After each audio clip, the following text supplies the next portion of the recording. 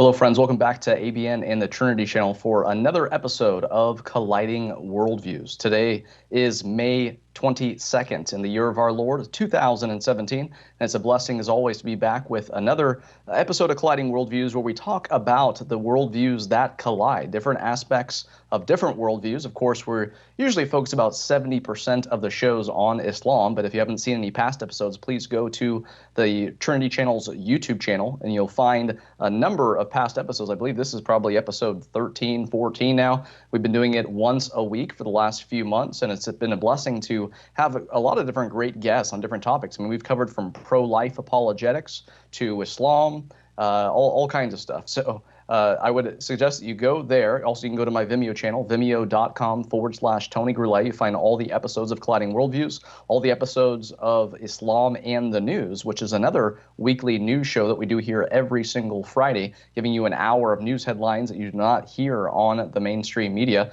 as well as showing you videos that you will not see on the mainstream media either. Also, of course, on the Vimeo channel is Truth Matters, Ratio Christi Television, and you can also find on ABN and the Trinity channel's YouTube channel, you can find The Cross and the Crescent with Pastor Joseph, which happens every Tuesday.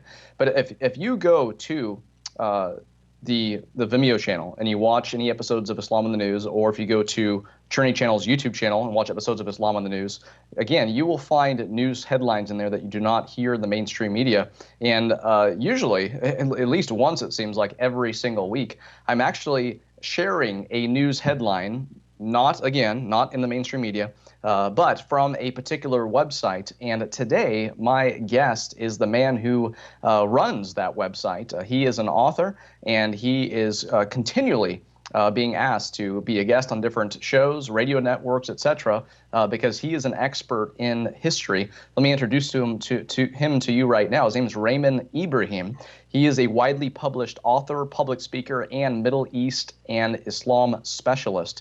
His books include The Al-Qaeda Reader, which was published in 2007, and also Crucified Again, Exposing Islam's New War on Christians, which was published in 2013. I do have a copy right here with me, but we also do have a bigger photo we're going to show you on the screen as well, and a lot of great content in here. And this is something that you actually do need to read, because if all you do is watch the mainstream media and you get this watered-down, sugar-coated version of Islam that the mainstream media feeds to you, this is going to give you actual history, and it's going to give you something to compare to the news that you hear on TV.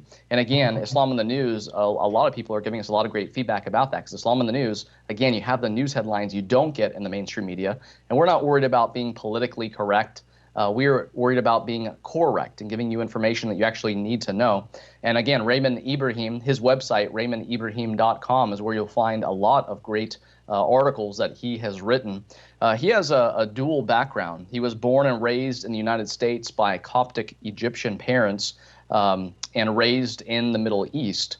Also, he has provided this together has provided him with a unique advantages, from equal fluency in English and Arabic to an equal understanding of the Western and Middle Eastern mindsets, positioning him to explain the latter to the former.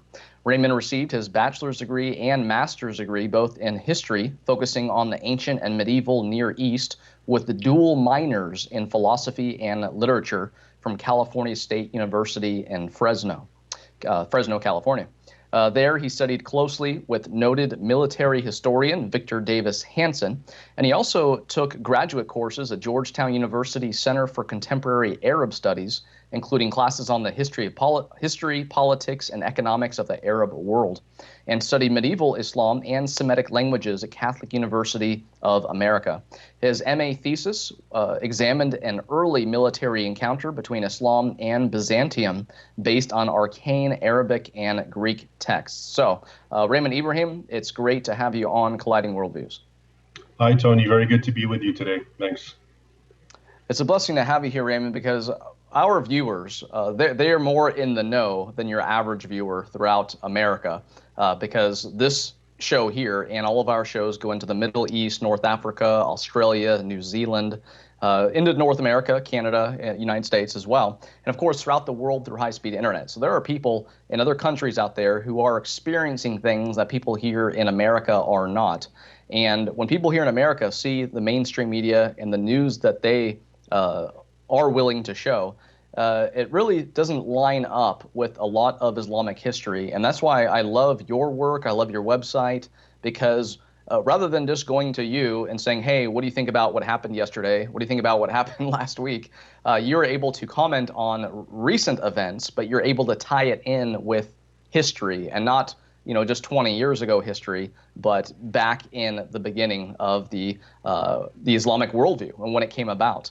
And that's something that I want to ask you about. Before we get to that, though, I do want to ask you about your thoughts on some comments that were made just a couple of days ago, because President Donald Trump was just in, or I think he's still in Saudi Arabia, probably about to leave now, heading to Israel. He's also going to be visiting the Vatican.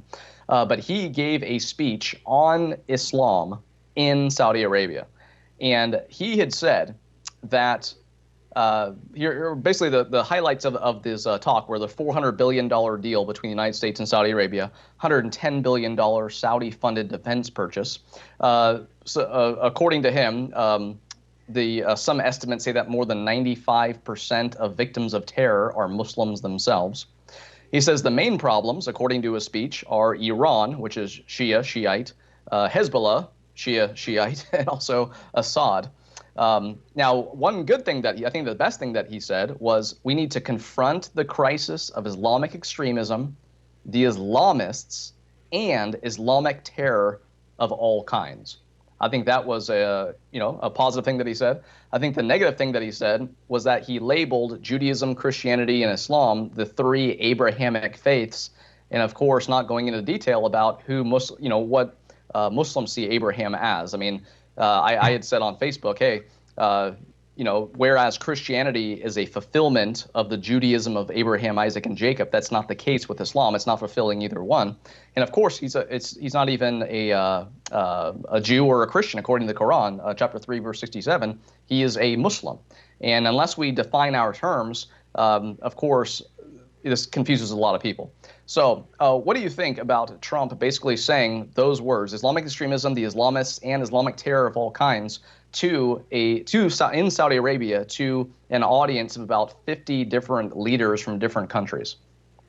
I think it's good to use those terms, and I think it's refreshing in contrast to his predecessors who, wouldn't even want to use the adjective Islam or Islamic before the word terrorist. So I think that's a breath of fresh air. Other aspects are, of course, problematic. To me, the very place where he's making these statements is the hornet's nest, Saudi Arabia.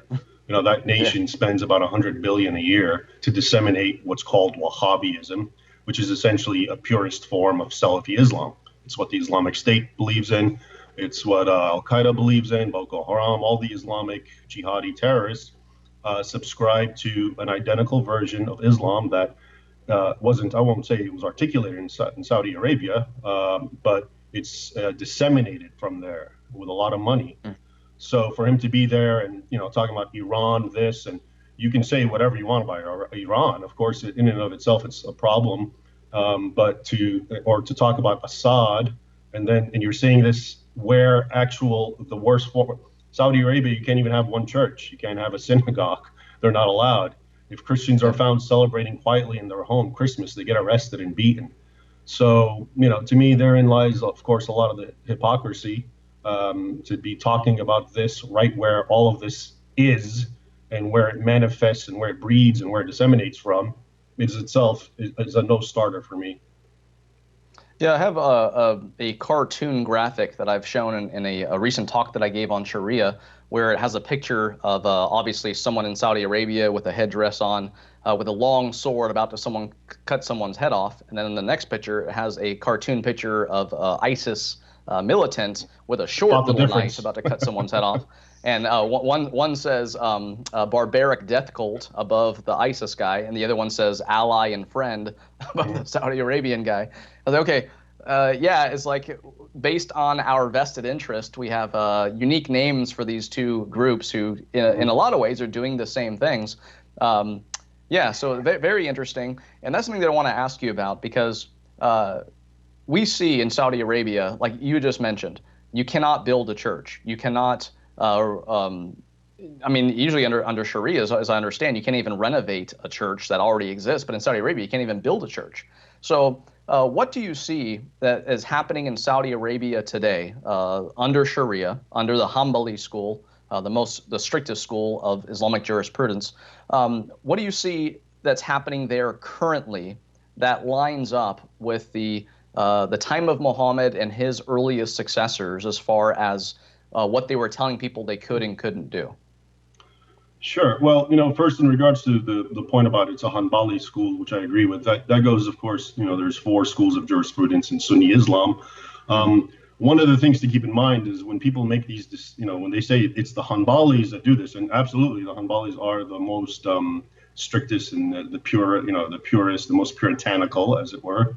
But when it comes to a lot of the questions that we're interested in, persecution of the apostate, destruction of churches. Basically, for Islam, the main law was if you conquer a land that would not submit, all churches get destroyed. If you conquer to a land that does submit, then if they, submits and they become dhimmis and they pay jizya and so forth, then pre-existing churches should not be destroyed, but they should never be renovated and they should be left to deteriorate, essentially. So that's the primary fundamental Islamic law. And so that's why, the Hanbali thing, yes, it's the strictest, but when it comes to things like treating non-Muslims, Jews and Christians and dhimmis as essentially third-class citizens and this sort of thing, that's across the board with all four schools of Islamic teaching. And so the Wahhabi school or the which is based on the Hanbali school is the most literal, meaning it looks at the hadith or the words and sayings of Muhammad and it tries to emulate them to a T. It doesn't allow any sort of ijtihad, as they call it, which is basically trying to trying to apply it to today's setting, whereas other schools did, but not in a way that we could say, oh, they became so progressive. So, for instance, the Hanafi school of law would say, yes, you persecute the apostate, but women you don't kill, you actually imprison and beat them until they see the light of day. The Hanbali would say kill them. So it's very minor things that from a Western point of view, they're both bad. And so very much in the eyes of the, and that's why I say, I really dislike the term Wahhabism because it's intentionally designed to distance the Saudis or the Arabians of the Arabian Peninsula from Islam. No Saudi calls himself a Wahhabi. It's just based on Ibn Abdul Wahhab, who was just one of the quote unquote reformers from the 18th century or born in the 18th century, and that's it. He's just he's a follower of Ibn Hanbal, okay, which comes centuries before him. And you have all these scholars who come in succession. So to me, it's just the Wahhabi Islam of Saudi Arabia is the most purest form based on the Hadith and the Quran, literal. But even the less pure and less literal of the other three schools are, when it comes to the issues we're talking about, just as problematic. And even the Hanafi school, which through my studies, I've heard that is the most lenient school of Islamic jurisprudence. I mean, it's not like, okay, well, there's tons of freedom underneath, Sharia if you're under the Hanafi school. I mean, all the four major schools still all look to the Quran as the highest authority, to derive their law from. And that is something that I think a lot of people need to understand out there. And I think it's a great point that you make too about the Wahhabi. We hear that's a term that the mainstream media does use over and over and over again. I mean, it's a grossly overused term to where they kind of just say, oh, he's a Wahhabi, he's a Wahhabi. Like, oh, that's like a fringe movement that has nothing to do with Islam. And as you said, I mean, Wahhab wasn't born until 1703. So I mean, we really can't blame anything before 1703 on him. And also, too, he looked to Ibn Taymiyyah, who was a reformer, who said, hey, let's just get back to the Quran and the Sunnah. He looked to the early jurists. And today, people talk about, I mean, when you hear this, Muslims say, hey, we need a reformation. What do you think about when you hear different Muslims say that? Because sometimes you hear a more militant jihadist, whatever, say we need a reformation. But then you hear someone like a Zuhdi Jasser or an American who we would say is a moderate, loves the Constitution, loves the Bill of Rights, saying they also use that term, Reformation. So what do we need to keep in mind when we hear two different Muslims who have the same two different or the same worldview, but I guess different goals of how to get there? What are we supposed to think about when we hear two different Muslims, one more militant, quote unquote, one more peaceful, quote unquote, but they're both using the term Reformation? That's a great point, Tony. And I think it's best to start off with the very term Reformation, because to Western ears, when they hear it, immediately it just sounds like some kind of Islamic counterpart or corollary of the Christian Reformation, the Protestant movement. And yet, if you really look at it, and this is in answer to your question about the moderate reformer and the radical reformer, it is like it and it's not like it. So it is like it in that, yes, the Reformation, the Islamic Reformation that both groups are seeking, is like the Christian Reformation in that Christians basically said, okay, we don't care what the Catholic Church says, we don't care about the clerical hierarchy, Pope, and so forth. It's all about the Word of God, sola scriptura, the Bible. Okay. In Islam, well, it wasn't. We always like to think it's for Muslims, it's just the Quran, and certainly that is the primary text.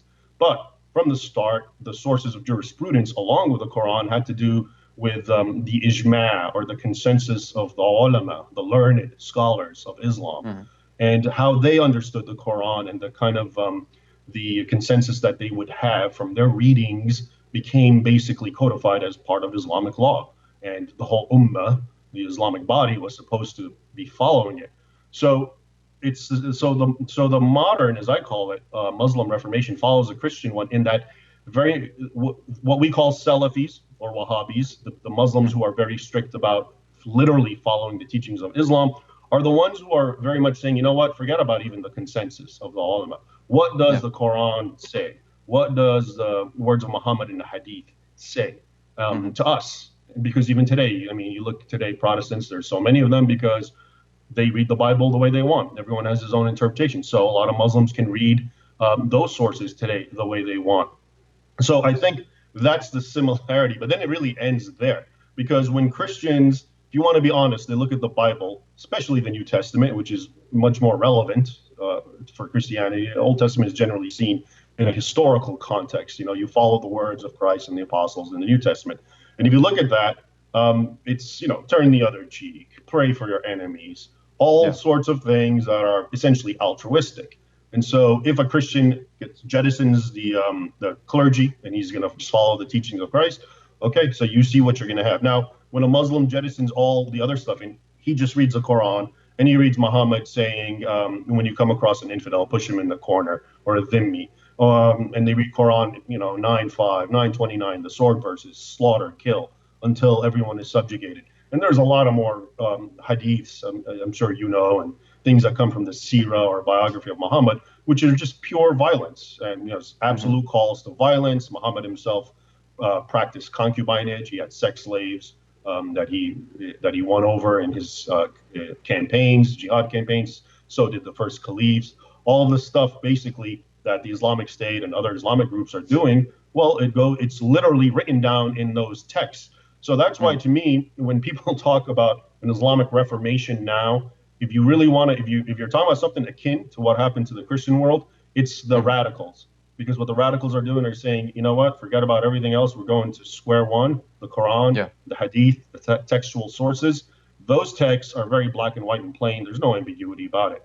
What Muslims are supposed to do in the context of jihad, to the hated infidel, and so forth. It's very straightforward. So that's why, to me, if anything, the radical view is more in keeping. The Abdul Wahhabs, the Ibn Taymiyyah, the Hanbals. These are more in keeping with a sort of Reformation that is a counterpart of what happened in Christianity. The only difference is the texts, the core texts of Christianity and Islam differ substantially. And that's why you're seeing an absolutely different outcome in both from the Protestant Reformation and the ongoing Islamic Reformation. And we see all the time, whenever there has been an attempted progressive Reformation in the past, the law has always been on the side of the most devout. I mean, unfortunately, although we would love every Muslim in the world to have the mindset of someone like Zudi Chaucer, if ISIS put down their guns, tomorrow and said, hey, we're going to be just like him, that would be great. But I mean, really, at the end of the day, all that would do is make this world a better place to go to hell from, because we're all still going to die. We're all still going to stand before God. And of course, that's why the gospel is the ultimate solution, really, to all of this. Although we do want to support those who are talking about a progressive reformation, but you always have those reformers like Abdul Wahhab, like Ibn Taymiyyah, who say, well, yes, a reformation back. Let's get back to Muhammad himself. Now, when the gates of ijtihad closed, and they said, okay, we don't need to really, talk about anymore about things that, because basically everything that really, I guess, we need to talk about has already been talked about. So they closed the gates of ijtihad. But would you say that since, and here's this kind of a two-part question, because when I look at the early sources, I see, Muhammad died in 632. The earliest biography of Muhammad, Ibn Ishaq, he died 767. Abu Hanifa, 767. Malik ibn Anas, 795. Shafi'i, 820. Al-Waqidi, 823. I mean, we see the jurists died before Al-Bukhari and Sahih Muslim, which is 870, 875. So it's if we look to history, it looks like, okay, we have the Quran, which supposedly was compiled within 20 years of Muhammad's life in perfect Arabic, no errors and all that. We set that aside, but we have like the jurists. It seems like Islamic law came into fruition before the Hadith collections were actually written down. So isn't it kind of backwards for a Muslim today to say, oh, we are reading that hadith, well, that's not a reliable hadith, when really the schools of Islamic law were already being practiced before the most reliable, quote unquote, hadith today were actually even collected? Well, I think the claim that, the gates of Ijtihad closed, I think the date they give, I want to say 10th century, or is it possibly the 9th? But anyway, it's later than the hadith, the Sahih hadith collections. And I think that's why, Ibn Hanbal, who's a founder of whole school, comes even after all that. So I think, Malik's, Muwatta, and all these are very old, but there was still room. It was still supposedly open for debate and codification and, different interpretations along different school lines. Still when, I can't tell you exactly, but I think that's the argument a Muslim would tell you, that no, it wasn't the hadith don't come after the closing of Ijtihad and school. Rather, there was still room, and so they managed to incorporate them into that view. Now, would you say that ISIS, what they're doing today, because if you look to Dabiq and you look to their propaganda literature, I mean, it's full of Quranic verses, it's full of hadith narrations. So I think it's ridiculous for someone to say, oh, ISIS, they're not. I think it's just to say, oh, they're not Islamic. When you look to the earliest sources, the life of Muhammad and all that. But if, let me know your thoughts on this, because I'm thinking, based on what we're talking about, it seems like ISIS is attempting to reopen the gates of Ijtihad, because they're saying, hey, let's get back to Muhammad himself, let's get back to the Sunnah, and they're kind of like jumping over the schools of Islamic jurisprudence, saying, let's just get back to the Prophet himself. Would you say that they're opening up the gates of Ijtihad, or they are just emulating Muhammad with a different explanation to it? Well, no, I don't think they're opening the gates of Ijtihad. I would say, what they're doing has plenty of precedence all throughout Islamic history, and is codifying the Islam. You look at someone like Ibn Khaldun, and he basically tells you, the world is divided into, and he's not, of course, the only one. He's later, but it comes out that, the Dar al-Harb and the Dar al-Islam, where Islam has to fight with infidelity until it overcomes it. Well, that's the logic of ISIS. Actually, their logic is even more than that. They go back to the concept of defensive jihad. They see, the existence of Israel. They complain about Spain, former Al-Andalus. All of these are, from their point of view, and from a strictly Islamic point of view, not a Hanbali one, a strictly mainstream Islamic point of view, those nations are occupied by infidel forces, Christian and Jewish, and they need to be taken over by jihad. Also, the very concept of purging, the Muslim body of the hypocrites, the munafiqeen, which of course go back to the Quran, or whom we would call moderates and reformers. That's another thing that they cite, and other Islamic groups cite, that has a very old, pedigree. I mean, groups like the Kharijites, who you talk to any Islamic scholar, will tell you that have nothing to do with Islam. These guys were so extreme. Well, Yeah. they actually fit in very well. They were the most extreme, most, if you will, pious, the most trying to enforce the letter of the law of Islam, and making sure even Muslims have to toe the line. And yeah, most Muslims didn't like them, and they fought them, but not because they were extreme against infidels. It was because they were extreme against Muslims. In Islam, it's known. You don't want to. You don't want to speculate too much about a fellow Muslim. If you can accuse him of apostasy, even if he doesn't go to mosque and these things, it's okay as long as he says the Shahada, Muhammad and Allah, and he proclaims it. You can't really. So people like the Kharijites, not unlike people like ISIS, that's what they did. They started actually scrutinizing fellow Muslims and accusing them of being apostates and killing them. So even that aspect, it goes right back to the beginnings of Islamic history. And for me, oftentimes it's not so much if something is a codified doctrine of Islam as much as it is a manifestation of Islamic history. Meaning, if it's happened, Kharijites, we're talking, right around the first fitna, 7th century. We're talking just a couple of decades, 3 decades or so from after the death of Muhammad. And that happened. And it happens again with different groups who become the extremes, the so-called Hashashin, the assassins. These, to me, fit very well into the context of Islamic history.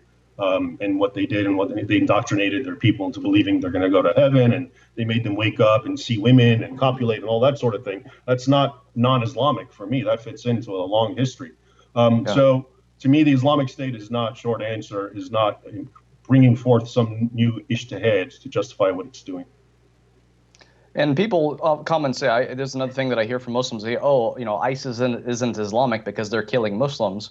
And I say, well, hey, take ISIS out of the equation. Sunnis and Shias have been killing each other for 1,400 years for the exact same reason, saying, oh, you're not Muslim. Oh, no, you're not Muslim. So it's like the doctrine of takfir was there for a long time before ISIS came in and is all of a sudden making the nightly news.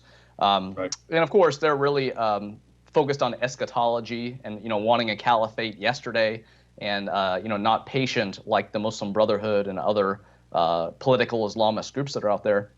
And yeah, I mean, ISIS is so devout and so strict that, I mean, they would kill Muslim Brotherhood people. They would kill Saudi Arabians because they're like, hey, you're working with the West, so you're not a Muslim. I mean, they're that strict. But that doesn't mean that they're not Islamic. They're not following Muhammad. They're not following the early jurs.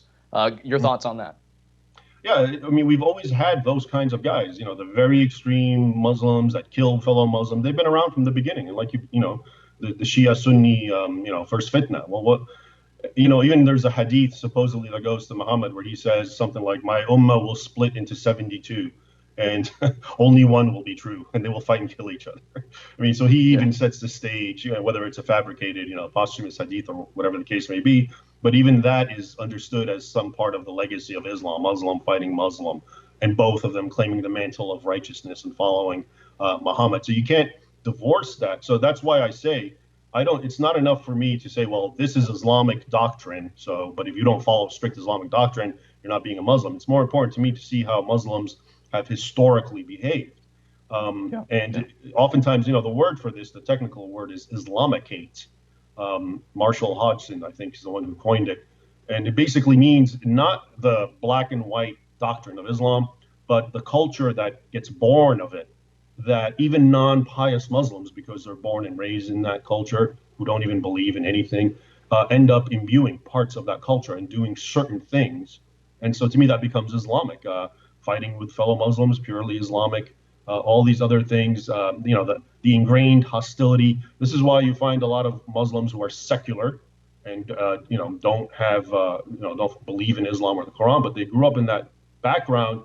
They have a very black and white worldview. It's me against the other. The other. It's very tribalistic.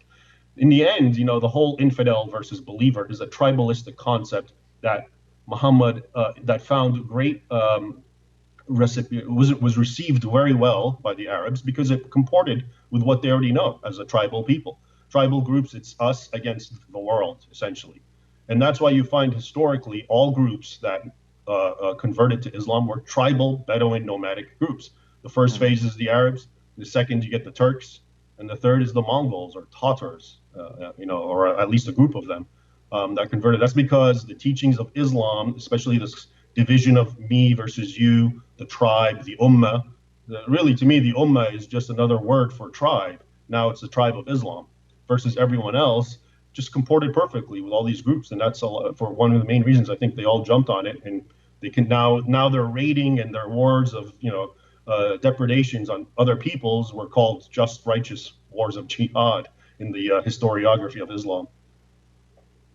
Well, Raymond, I thank you so much for being on the show. We do need to take a very quick break, but folks, as you can hear, this is what I love, and again, this is why I love having Raymond on because yes, we want to be up and knowledgeable about what's happening, right now, yesterday, today around the world, but to really understand it and know the context of why it is happening is you have to look to history. And that is what we're doing here in this particular show. We're going to continue to do that when we come back from this short break, so please stay right where you are.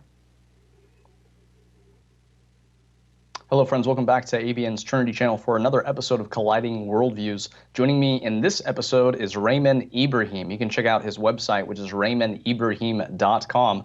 He is an author of this book, Crucified Again, and also an Al-Qaeda reader. And he is continually putting out new articles every single week, and again, tying up a lot of current events with history. And that is the most important aspect that people need to get educated about, because if you don't get the history and the ultimate reasoning behind it, then okay, this is just like any other news headline where it's just an event that happened to just happened to take place that day, and then hopefully it doesn't happen again tomorrow. But by looking at the history and looking at the life of Muhammad himself, looking at the Islamic worldview and a pattern that has continued to take place over the last 1,400 years is exactly how we help explain what is happening today. And Raymond, that's what I want to do now is move back a little bit further and ask you about something that you mentioned in your book, and that is the fact that a lot of people who are living today, they weren't living back when things like what are happening now used to be the norm. Because 50, 60 years ago, 70, however many years ago it was, less than 100, I know, there's a colonialism that happened where the Middle East was pretty much overseen and ran by countries outside of themselves. You have Europe or whatever countries who are more in control of these countries than they are on their own now. And you talk about in the book how this colonialism is what's caused what you call a golden age for Christians, where when the West, quote unquote, was bringing peace in a way to these countries, then the most devout who are in those countries were like, okay, well, these minorities are kind of have the backup of these big countries. So it basically resulted in a more peaceful atmosphere for all people. And a lot of people don't realize that is how this all came about. And it hasn't been this way since the time of Muhammad. That is more of a recent phenomenon that we are now straying from, as we're seeing, and getting back to how it used to be. Can you please just explain that historical timeline to our viewers? Absolutely, Tony. And to actually give you the best, fullest context, I have to go back to the beginning, but I'll be brief about it. Yeah, no problem. And so in the 7th century, Muhammad dies, and now you have the first Caliph Abu Bakr, and then he only reigns 2 years.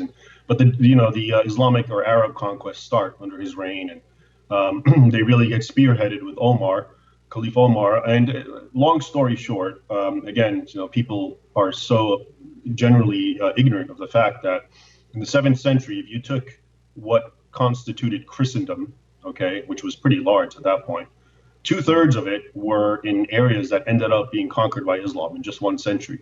And so Egypt, all of North Africa, from Libya all the way to Morocco, giving them their modern names. Egypt was one of, and not just was this 2/3 of Christendom, but 3 of the major centers of Christianity, Alexandria, Antioch, and Jerusalem, or as they're known as seas, were also taken and swallowed up by Islam in just 1 century.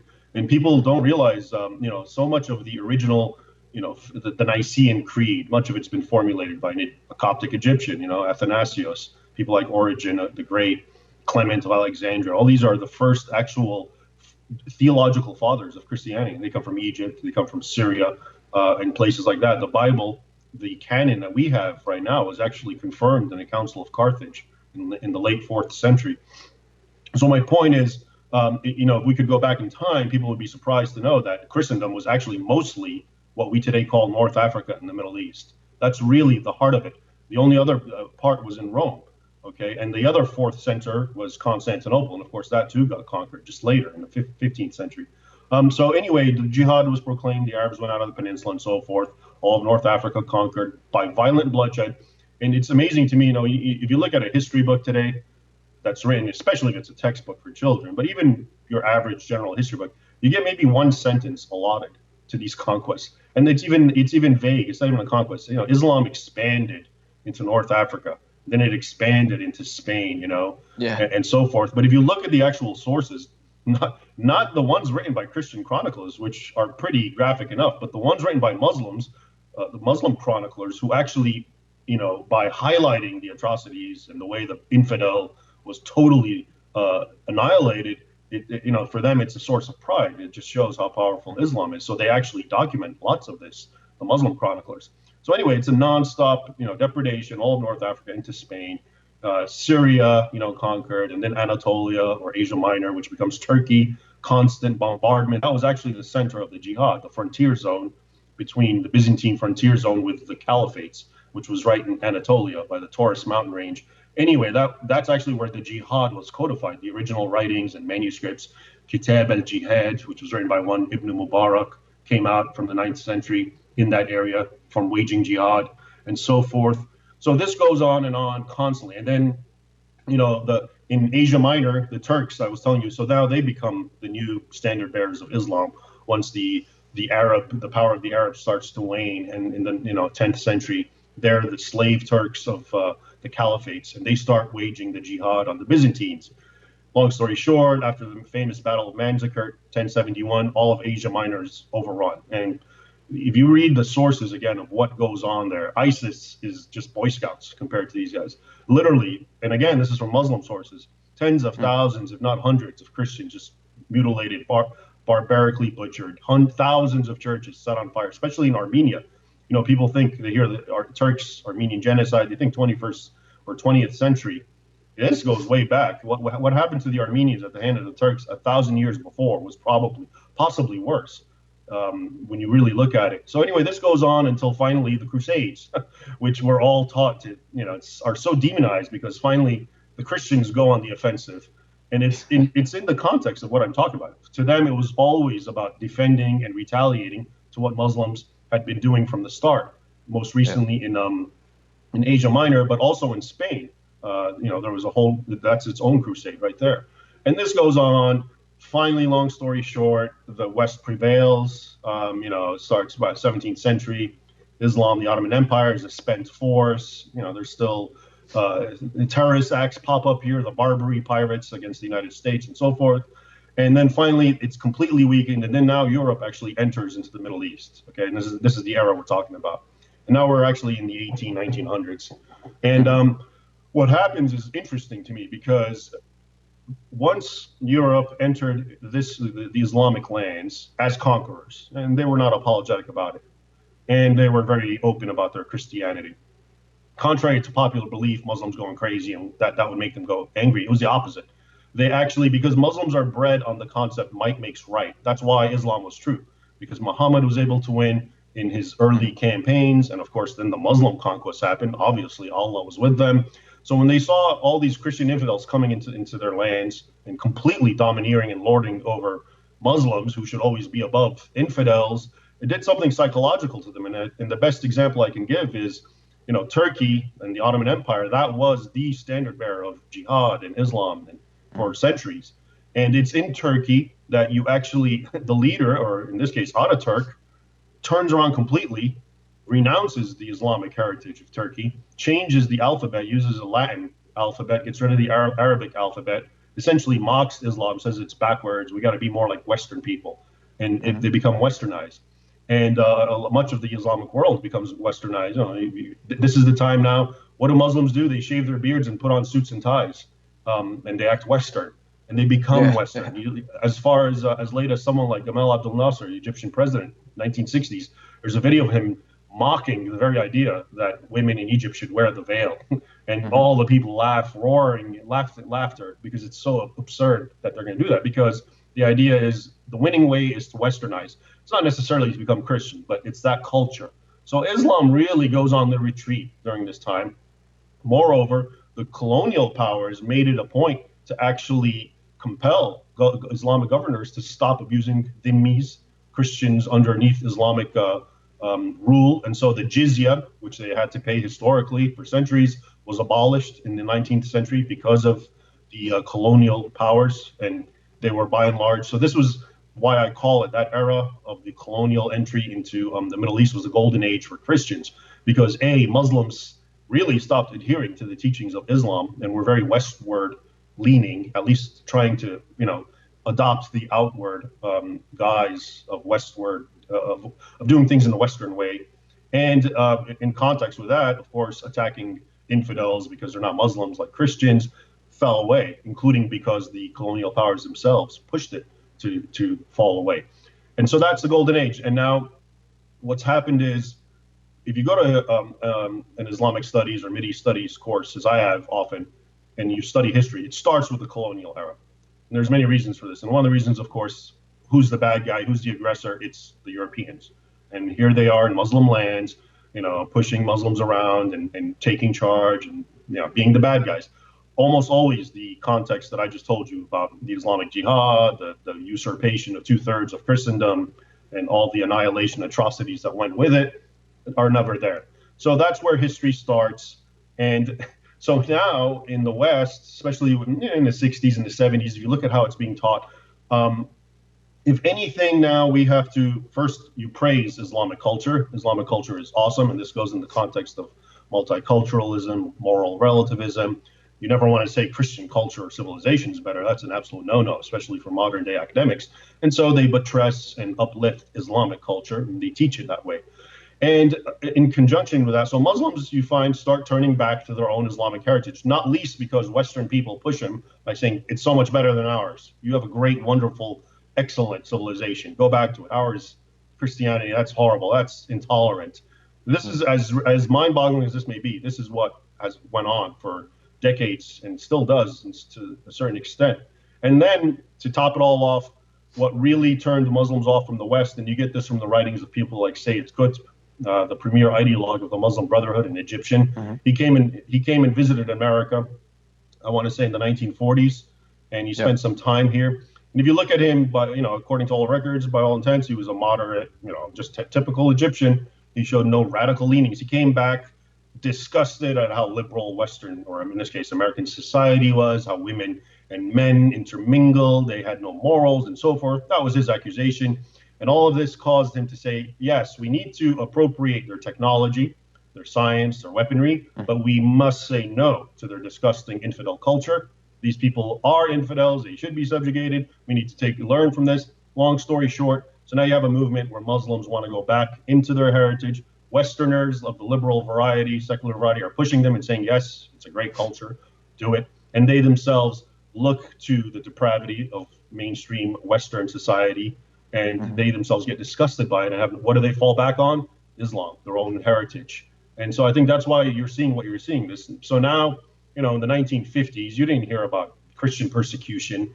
Of course, there was the discrimination, there was all that going on in places like Egypt and elsewhere. But what you see now, no, that didn't happen. But so here we go to your point about, the problem is people, when they think about what's happening today, they go back to that golden age of the 19th and 20th century, and they think that's the standard.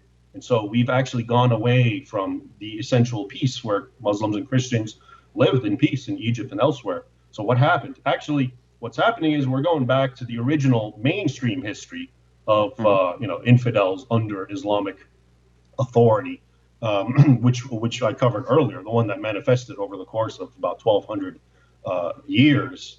And so that's what you're seeing, an actual turn back to that. And yet, because people are ignorant of that very old history, very long and Mhm. old, that's why people are, well, what's happening? This must be an aberration. This ISIS thing, that's not Islamic. No, it is. It's not part of the 19th, 20th century colonial time.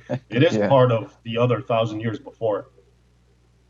Well, I think a big problem here is that a lot of people nowadays don't read in general, and if they do, not many people read a book that's older than 100, more than 100 years old. But that's what we need to do in order to get this vital history. Because Raymond, just what you just said there, I mean, I think this is really going to open a lot of people's eyes because it's like, okay, well, okay, now it's sounding like ISIS is just trying to emulate the life of Muhammad as best they can, and they do not want to modernize. They just want to get back um, to the Muhammad himself and the early successors, where Said Qutb and Hassan al-Banna, they said, well, we are willing to modernize, but we don't want to westernize either. But at least Said Qutb and Hassan al-Banna and pretty much the Muslim Brotherhood is another branch that we're seeing today. And you see the guys in the three-piece suits, and they seem peaceful compared to ISIS, and ISIS is making the nightly news simply because of their method of operation. But unfortunately, the Muslim Brotherhood is not in the news enough, and they are just as dangerous, maybe even possibly more dangerous than ISIS, because they are doing it on the down low. They're patient, unlike ISIS. They're willing to work with the West, unlike ISIS. So we're kind of being attacked from different angles here.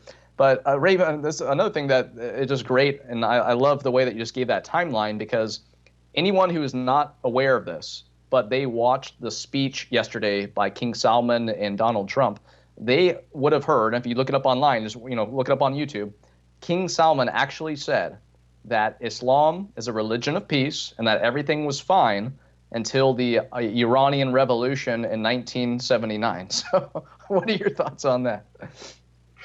I mean, it's just one is what it's typical Sunni trying to blame everything on Shia, Shia trying to Yeah, blame everything on Sunni. What does the Islamic Revolution of 1979 have to do with Saudi Arabia being based on the Hanbali slash Wahhabi right. Salafi ideology? I would say the problem started because, despite whatever ideology Saudi Arabia had, there was oil underneath them, and that I trace to the 70s.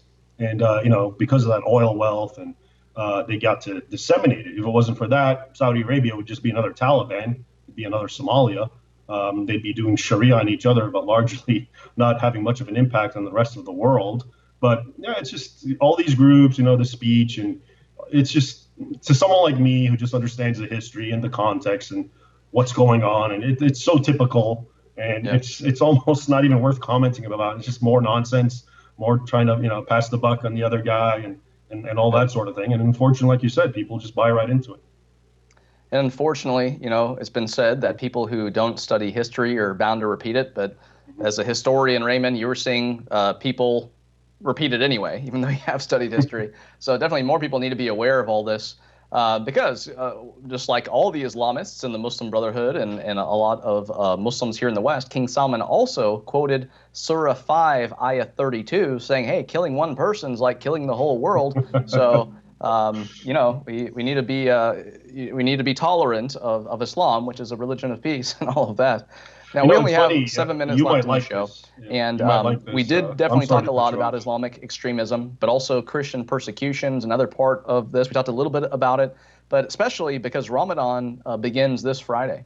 And we know that there's Muslims throughout the world who need the gospel, and we as Christians need to be sharing the gospel with them.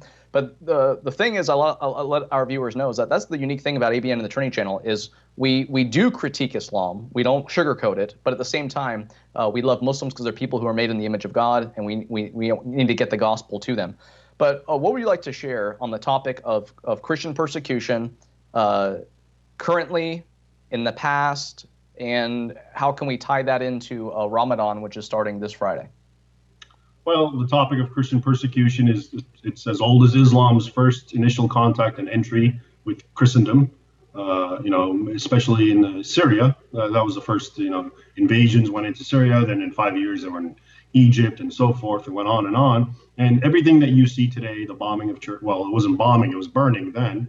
The Yeah. enslaving of Christian women and children, kidnapping, forcing them to be subdued and subjugated, humiliated. That has a long, long, long paper trail. Not just again in the Arab conquest, but it happens with the Turks. It happened with the Mongols. Europe. The word Slav, it's because that area, because they wanted fair-haired, fair-skinned slaves, was the emporium of slaves to the Islamic Caliphate, and they were just sold by the droves, tens and hundreds of thousands. So that sort of thing, and that's why I say, well, when I see ISIS doing what they're doing, or Boko Haram, kidnapped 100 girls, well, that just fits right into the pattern of what Islamic history had done for centuries. And now it's in the same context as we discussed about Islam coming back because it's not trying to emulate the West. So because it's doing that, well, it's falling back into its own way of doing things. That's the word Sharia, Islamic law. That's really what it means in its root. It means the way of doing things, the road, the path. So it's falling on its way, and lo and behold, Christians are being persecuted again in mass. Yeah, because that's what normally happened before, as opposed to this very short, in the context of this long, 12, 1400 centuries, years, 1,000 years, 100 years. In that context, it's very short, the golden era. So it's just reverberated back to that. And people are still stuck not believing it's happening, thinking it's a small, minor issue. It's only happening in certain places.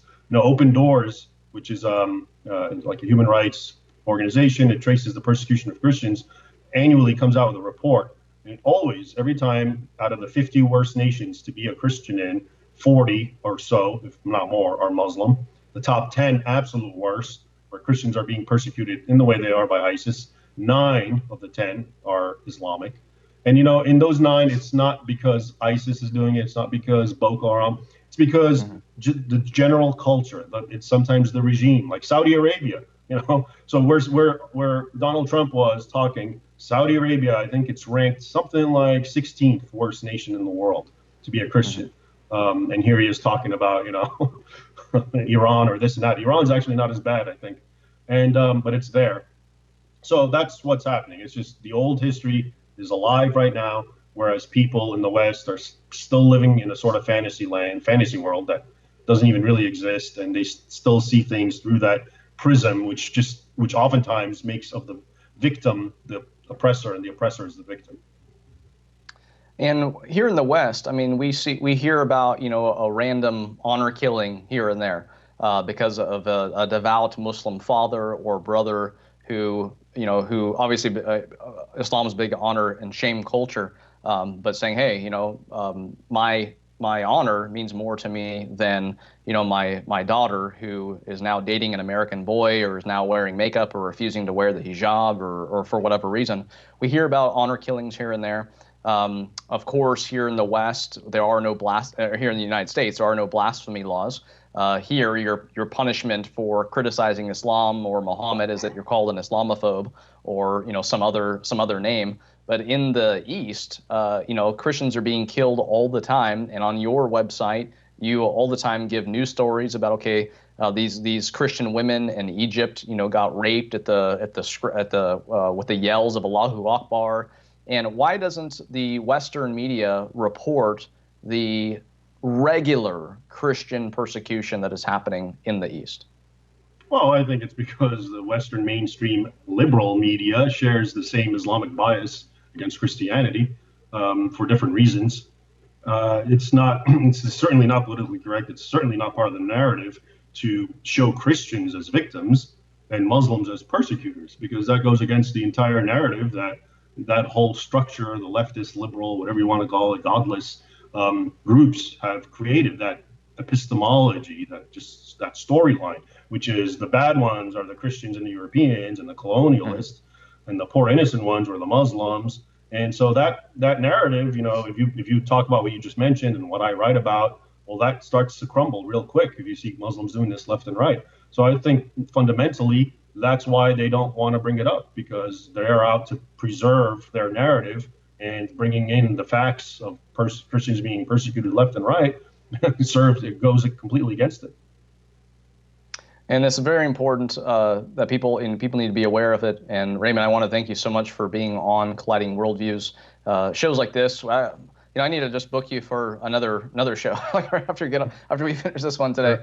Like I said, this is very, very important information. People need to be aware. Unfortunately, a lot of people aren't looking to the primary sources. I say all the time, look, your Muslim neighbor, coworker, classmate, etc. in America who loves American freedom, Constitution, Bill of Rights does not define Islam. Muhammad defined Islam 1400 years ago, and even after him, look to his early successors, look to the early jurists who came up with the Dar al-Harb and the Dar al-Islam and said, hey, jihad is unending until the latters turn into the former. Yeah, very important stuff for people to know about.